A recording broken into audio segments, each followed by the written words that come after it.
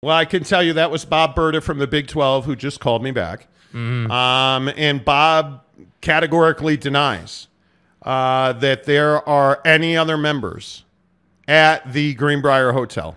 Bob, I trust Bob. I have dealt with Bob in the past.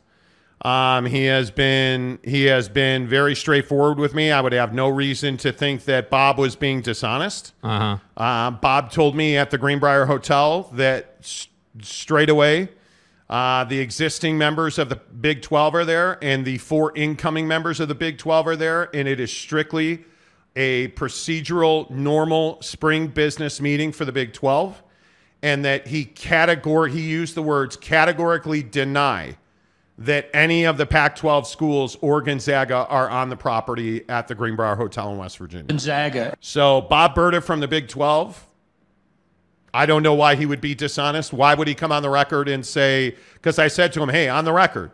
He said, absolutely on the record. It is the current members of the Big 12 and the 4 incoming members. That is it. Those other schools are not here. Oh, that's interesting. I think. I don't know. And I don't know why he would do that if they were there. Yeah, I mean, okay, I think on one hand, I think in just being fair in the conversation, right? Not accusing Bob of being dishonest at all. But I think in fairness to the conversation, I think there is a lot of incentive to say, hey, it's just the existing members. That's my opinion. But why would he go out of his way to be dishonest? Bob's better than that. Bob is a seasoned professional. Yeah, I agree. Bob is the vice president of communications at the Big 12. Did not have to call me back. Did not have to go out of his way to do that. I am telling you that he is saying straight away, it is the current members and the 4 incoming members of the Big 12. That's it. Does that mean, and I see everybody commenting, well, maybe they were on Zoom, maybe they were on, No. Come on. Like, if that were the case, I don't believe a man of Bob Berta's esteem would be telling me categorically they're not here.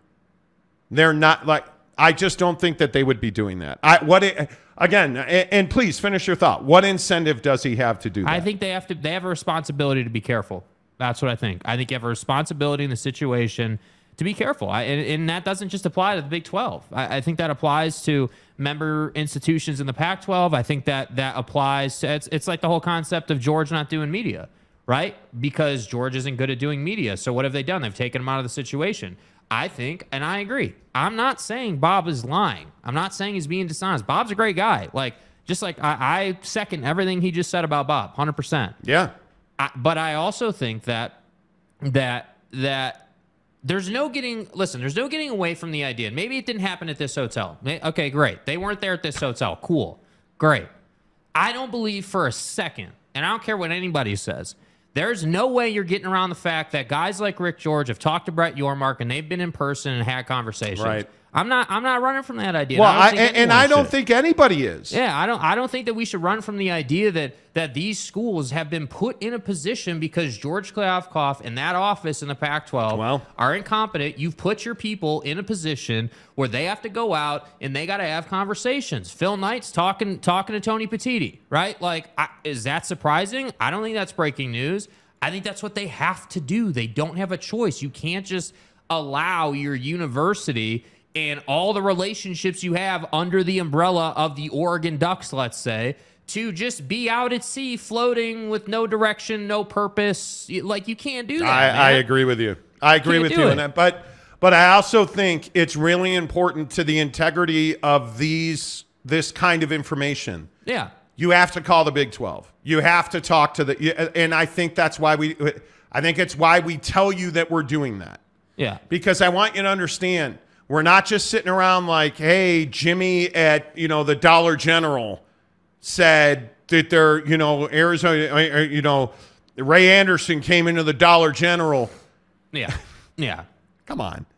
Like, I just think that you have to at some point say, okay, let's slow the roll a little bit. Now, having said all of that, I still stand pat in our sourcing that Gonzaga has a verbal offer to join the Big 12. Yeah, and I think that just makes sense, stand. dude. I 100% stand behind that reporting. Yeah. I 100% stand by the fact that every single member that I am aware of, Yeah. and one source or another, we have been told Arizona, Arizona State, Colorado, Utah, Oregon, Washington, Stanford, Cal, they have all. Oregon State, certainly. The one that I am unsure of is Kirk Schultz and Washington State. But I believe that every other member of the Pac-12 has spoken to Colorado. Yeah. Or has spoken to the Big 12.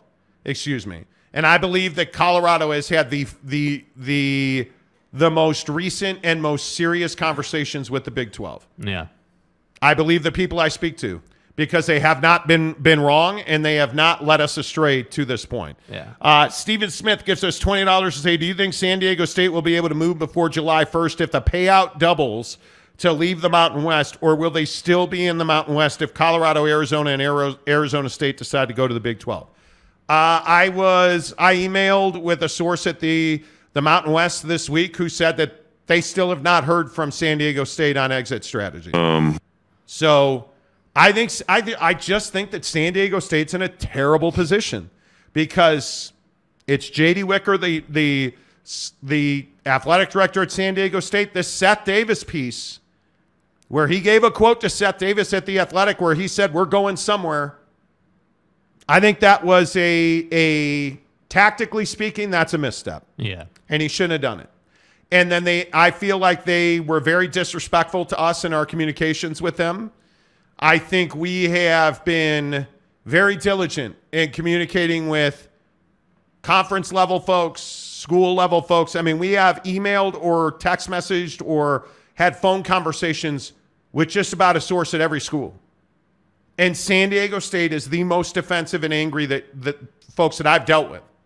And I think it's because they realize that they probably put the I don't even want to say the cart before the horse. I think they put the moving van before the Aztec. Yeah, they put, the moving van before the signed sale of their house. Yeah, I think it was a huge mistake. It was a huge mistake. And I see everybody asking again. I want to make it very clear because I think the Big 12 went out of their way to communicate with us today, and I appreciate that. 3 members of the Big 12 conference called us today. Yeah. The folks at the Greenbrier Hotel have been nothing short of spectacular to deal with. Bob Berta moments ago called me and categorically denied that any non-Big 12 schools are at the Greenbrier Hotel. And he straight up said, nope, it's just the current existing members of the Big 12 and the 4 incoming members. So yeah. I don't know why he would go out of his way to tell me that if it were not the case. No, he probably wouldn't. And again, I think it's, yeah, I think, there's no question that conferences have meetings like this on a pretty regular basis. And Bob told me these are the Big 12 spring business meetings, which I know that they are. We knew that those were going to be there. Weeks ago, they've been in planning for a significant amount of time. Yeah. So it's not surprising. Tom Dean gives us $2. Colorado, Arizona State, and who's the 16th member? Gonzaga. Yeah. In that belief system, in this belief system. Yeah. That's who the 16th would be. But I don't. I mean, where do you guys come down on this Big 12 thing? I mean, do you believe that? I don't know. Laura Weiss, I don't think there is any way they would say on the record that they were there. I don't think but generally, Laura, and I think you're exactly right. I don't think they would admit it, but you know what they would do? 3 people wouldn't call me back. Yeah. Bob Berta, I believe his correct title is Vice President of Communications. It is Vice President of Communications. I don't believe that Bob Berta would call me back and use the word categorically deny. Yeah. Why would he do that? Yeah, their behavior says that they're being honest. Their behavior, I mean, this is very different. Like, let's be really clear. When you're in this game and you talk to people and you have conversations on a regular basis like we do, it's very clear when you're getting no commented, like when it's just, hey, no comment, and then the conversation ends, you know what that is. You know that's, hey, we don't want to talk about it. No comment, hang up the phone. But the fact that a guy like Bob Berta is calling us after 2 other people called us, their behavior says they're being honest, and you have to give them that credit. Yes, Laura, I agree. They would probably never come out and say, oh, yeah, Colorado and ASU are here. Sure. But if Colorado and ASU and Arizona and all these different schools were there having some meeting of the minds, let's say, Bob Berta wouldn't be calling us. Let me put it that way. Like, conference officials at the Big 12 would not be calling us and working with us and having conversations. I promise you that would not happen in that order, if you will. So their behavior says they're being honest, and that's fine. I don't think we need to push some narrative that they're lying or that they're playing games. I think the Big 12 has been clinical in the way they've gone about their business. It's never really been a scheming type thing with the Big 12. It's been very straightforward. All the I's are dotted, T's are crossed. Like it's very straightforward. So to me, I believe the guy. I do. That said, my opinion is that I do believe that conversations are happening. May not be at that hotel, may not be on May 31st, but I could tell you I would not be surprised if if school officials from the Pac-12 are having conversations on an ongoing basis that allow them to get to a place where they understand, okay, this is what we'll get paid, this is what it would take. Like we just need to know logistics so that when the Pac-12 TV deal's number comes out, they can make an educated and informed decision. That's all it is. It's a very straightforward proposition. Yeah, I just don't listen, guys. I think very clearly that when you have a situation like this, it's always going to be fluid. So, I think the news today, if you're just tuning into the show, is that Bucked Up is still giving you free buckshot samples in the description below. And I'm telling you guys, I was telling a friend of mine today that, hey, buckshot is exactly the way to go. I think it is, right? We were talking about supplements, and we were talking about the fact I've lost a bunch of weight lately and I feel better, and I still play terrible golf this morning. I was going to say, today when we lost like 50 balls out on the course, we took some buckshot, and that kind of helped straighten our swing out. You get your mind right, and that's exactly what the buckshot does. So cheers to you. Down the hatch, friends. Let's get mentally tough. Buckshot, get 6 free buckshots in the description of this show below. 100 milligrams of caffeine. It's clean, long-lasting energy that'll help you get through your day. I'm telling you, the best use for me is I went golfing this morning. Before I rolled out of the house, I took my buckshot, drank it, woke up, felt great, got out to the course, played terrible golf for 4 hours, came home, still had plenty of energy. Had my lunch, still had plenty of energy. Pop a buckshot right now, I'll be good to go. I've never felt better. I've never slept better, and it's because of things like buckshot. I'm telling you now, the buck bars that we tell you all about every day on this show, you guys, get the Buck Bar sampler pack. Again, I was talking to a friend of mine today, and he said, I hate bars. I hate bar. This bar is different because it actually tastes good. Forget what it does for you. Forget the fact that they use whey protein isolate or that they're sweetening the bar with something like dates, a natural sugar, right? That's not confection sugar that's poured in all these other bars you see on the market. No, forget about that. Buck bars are clean energy, right? Because who really has all the time in the world to meal prep, and who has all the time in the world or the know-how to use high-quality ingredients? Well, Bucked Up does. And that's why the Buck Bar is the best bar I have ever had, hands down. Not because they advertise on the show, but I'm telling you, because I'm a guy that hates bars, but I need them. I'm a big dude. I'm 300 pounds. I need my protein. Buck Bars get the job done for me. They keep me full. I eat less. I feel better. That's why I want you to get a free sampler pack in the description below. Get your bars. Get your buckshot. Make sure you tell them you heard about it on the Monty Show. Less of us, more of you. Let's get your comments. Jay Chapman said, Greg Pfluger said it was going to light up today. He was spot on. Well, I don't know what was lighting up. Yeah. I'm not sure. Is there something that we don't know about that's lighting up? Because I don't necessarily believe that anything is happening today, but we'll see. I think there's a chance in the next week to 10 days that significant action will happen in Big 12 expansion. Nick M says, nothing says a conference calls aren't being conducted with the Big 12, with non-Big 12 schools, while all the Big 12 folks are together there in West Virginia. Absolutely could be. But all we're saying is what Bob Berta at the Big 12 told us. Categorically denies any non-Big 12 schools are in West Virginia. Yeah. That it is the current members of the Big 12 and the 4 incoming members that are at the Greenbrier Hotel. And, somehow they thought I was there. I'm not there. I would love to be there. They have a great golf course from what I understand. Nope, just called the hotel today. So we appreciate that. But, hey, you know what? We'll see. Raider Mark. How are you, Raider Mark? Big 12 has been smart about their moves. Won't invite non-members to a meeting. I don't. And this is what we talked about while we were prepping the show today. I don't see any way that they're going to have Ray Anderson or President Randall or President Crow or any of these other, Pac-12 school representatives just walk into the front door of the Greenbrier Hotel today.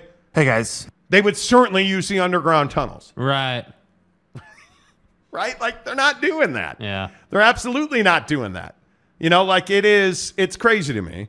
Mick A says, I like the addition of Colorado, Arizona State, Arizona, and Gonzaga. Keep watching Oregon State, though. They balance out the football schedule with those other schools. Well, and they give you another school in the Pacific time zone. Yeah. Because remember, as we were told yesterday by Ron or whoever, Arizona's in the Pacific time zone. They're not. They're always mountain time. They're always mountain time. Let's see. Who else? Ron Loney, there he is. San Diego State is going to be fine. But where does San Diego State end up? Because I think in the grand scheme of things, San Diego State's a very interesting player in all of this because I do find value in San Diego State. I think they have beautiful facilities. I think they are really smart sports people, really smart academics, really smart business people. I just don't know where their home is. Because naturally, I think their best fit, if we're being totally honest, their best fit is in the Pac-12. There's no question about that. But what Pac-12 are they going to be joining? And how much are they going to make? Because if we're being very honest, there's not a whole lot wrong with the Mountain West. Yeah. I think people like to slander the Mountain West for whatever reason.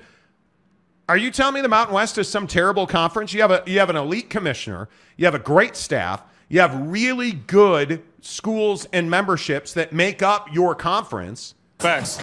And San Diego State is one of those. If the Pac-12 collapses, let's say somehow, and Oregon State and Washington State end up in the Mountain West, are you telling me that's not a strong conference? That's a pretty strong conference. You're going to lose a lot of games in that conference, right? So I just don't understand why San Diego State, and it's a cash grab. I totally get it. It's a step up. You want a seat at the table. I understand it.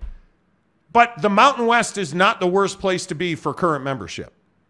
It truly is not. And the question I have is, and if you're a San Diego State supporter, I would love your thoughts on this. Are you not better than lapping at the feet of a dying conference?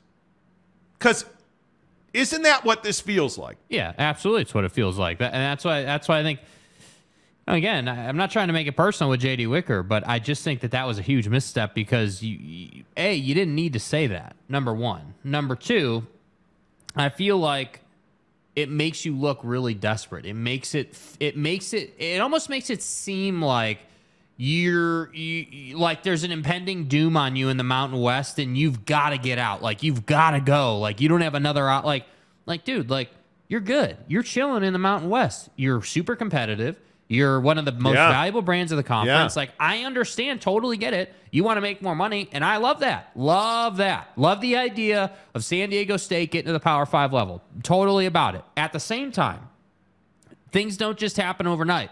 Rome wasn't built overnight, as they say, right? So you have to do it with the correct process, and the correct process is not coming out and saying one way or another we're leaving. The correct process is to have no comment and have back channel conversations. That's right. The way Utah did through Tom Homo with the Big 12, the way Rick George has probably had, the way there's just a way to do these things, and so I agree with your take though. San Diego State is a gem of an opportunity, and they're diluting that opportunity by speaking. Notice you haven't heard from J.D. Wicker too much lately, right? He made that comment, what was that, 6 weeks ago now or so? Like maybe a month, 6 weeks ago-ish? A month ago-ish, yeah. Like, haven't heard from J.D. Wicker since. Haven't really heard anything out of San Diego State since. Now, they got busy losing in the, the Super Regional in softball. You got busy losing a national championship. Like, you got busy doing things. So I get it. We're going to put the phone down, man. You're going to have to call me back. People out here ringing your phone. Them East Coast numbers, man. And it's somebody who knows that I'm on the show right now. It's somebody who, Anyway. Ron Loney, the Big 12 commissioner, needs a statue built in his honor. Yeah, the Brett Yormark Memorial Trophy. Put some respect on his name, Brett Yormark. Infamous Montoya.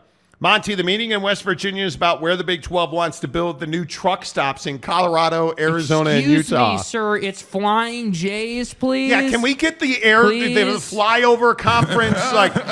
Where's the new airstrip? We're gonna need some truck stops on those local airports. Hey, where is Brett Yormark Memorial Truck Stop going to be located, Again, bro? I still maintain the insult of, you guys are a truck stop conference, man. Okay, tell me a conference that doesn't have a truck stop in it. Go ahead. And the other one is, well, you're a flyover conference. Okay, name me a conference where airplanes don't fly over. Go. Like, what are you talking about?